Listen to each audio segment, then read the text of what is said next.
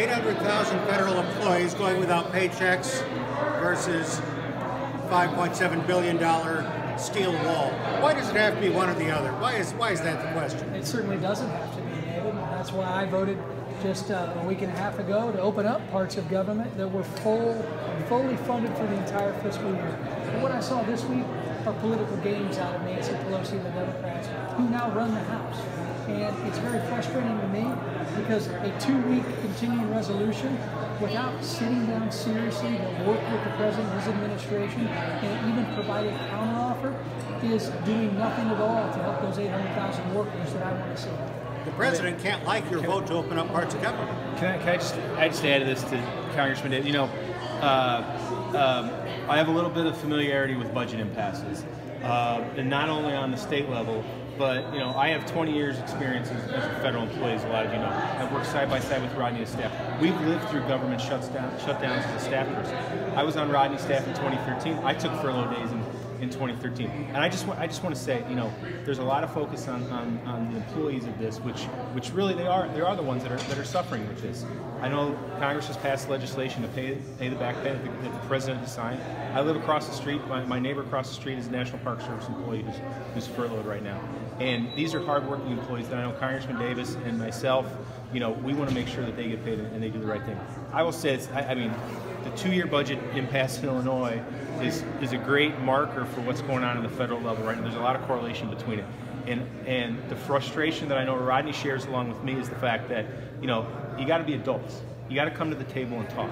And I said this between Governor Rauner and the Speaker Madigan. You know, I got a nice house that overlooks Lincoln Park with a nice porch that I've had a beer with Rodney on my porch before. I'd happy to have the president and Speaker Pelosi in my house. We can have a Twizzlers Summit again like I talked about. They just need to get together and start hammering it out. What happened over the last couple of days, canceling the State of the Union, is the most ridiculous thing I've ever seen. And then to come back with the president, which is his prerogative, and not allow her to use the plane, you know, both sides need to grow up and get together and make sure that these federal employees get back to work and we get on with the work of government. I just said the president can't like your vote, can he? To reopen parts of government. I vote on behalf of the constituents that I represent here in central and southwestern Illinois, not anyone else, including the president. The president had me over on Tuesday, what was supposed to be a bipartisan lunch. Ended up being just Republicans because no Democrat was allowed to show up. And I think it's pretty telling. And I sat down with President Trump, Vice President Pence, Secretary Nielsen, other members of the Trump administration, and they told us about it's not just a plan for a $5.7 billion steel fence that many Republicans and Democrats have supported in the past. The Trump administration has actually proposed $6.1 billion in funding to address many of the immigration issues that Democrats have led the charge on for years.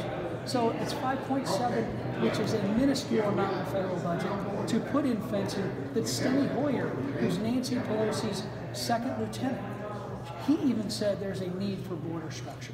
So even Steny Hoyer, leader in the Democratic House, believes we need a border structure. But come to the table. It's been 11 days since Speaker Pelosi and Leader Schumer have even come to the White House. If you don't like the proposal, offer a counter. But simply walking away is not governing, and that's what frustrates folks like me. Well, Congressman, the Democrats say that they passed a proposal to reopen government that had passed the Senate unanimously back in December. Why wouldn't Mitch McConnell in the Senate not bring that up for a vote, you know, if it passed unanimously last year? Well, Tim mentioned earlier, he was with me when we went through the 2013 shutdown.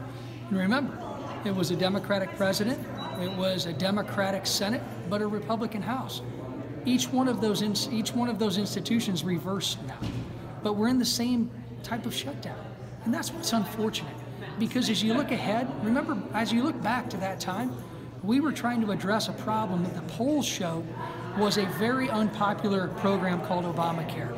We were trying to get the administration to get away from $2 billion website disasters and historically terrible rollouts of a health care plan that still left 60 million Americans uninsured or underinsured. Now, look where we are today. Polls show that many people don't support the president being this forceful for a border structure. but border structures work. And we've got to go talk to those who are on the border. And that means our border agents, the professionals who protect our country, protect our borders, not just with illegal immigration, not just with people coming from other countries in large groups that many have called caravans. This is the prime point where many drugs enter our communities, that ravage our communities. Thousands of pounds of drugs, including fentanyl, have been taken by our border patrol agents. They want border structures. Why is it that this time in Americans' history that this is the time that politicians don't want to listen to the experts? And that's where we are today.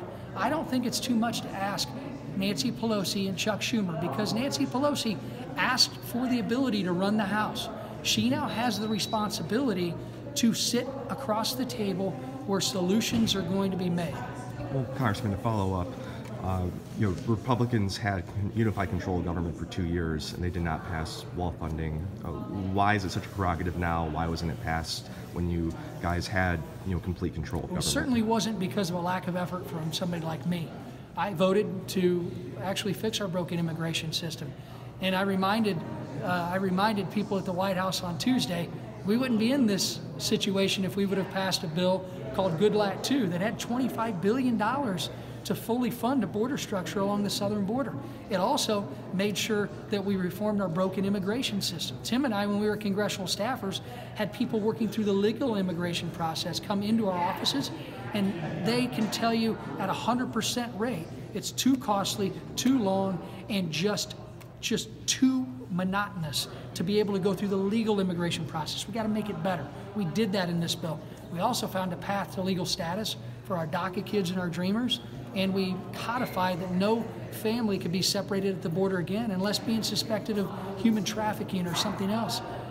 That bill got 0 Democrat votes in the House, even though many Democratic priorities were in it. And it didn't get enough Republican votes.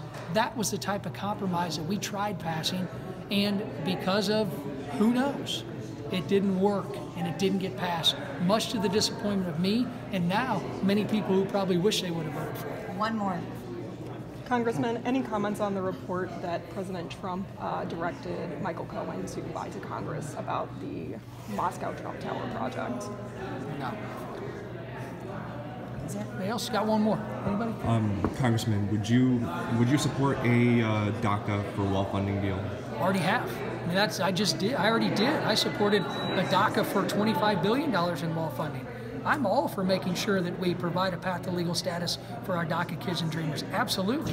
Why in the world, Speaker Pelosi, who now runs the House, she has responsibility for governing, not just complaining about what's happening in Washington. You gotta govern, which is why I was so surprised that anybody would think about leaving the country on what we call a CODEL during the shutdown. I didn't know you could. So I was shocked yesterday when the president canceled it, not so much by it, but shocked by the fact that she was going somewhere when she's called for us to be in D.C. voting to reopen government next week, and she wasn't going to be around. That's a surprise to me. So I don't know why she's not at the White House every day, sitting around the same table I sat at on Tuesday, offering solutions like DACA and protections and a path to legal status for our DACA kids and dreamers. I don't know why she doesn't take the bill that many Republicans voted for, called GoodLat 2, right out again, that 0 Democrats voted for. I don't know why she doesn't put that on the table. The president's willing to listen to offers, but you got to show up to make an offer, and that's exactly what Nancy Pelosi and Chuck Schumer are not doing right now. Okay, thanks everybody. Thank you all. Thanks, guys. Thank you.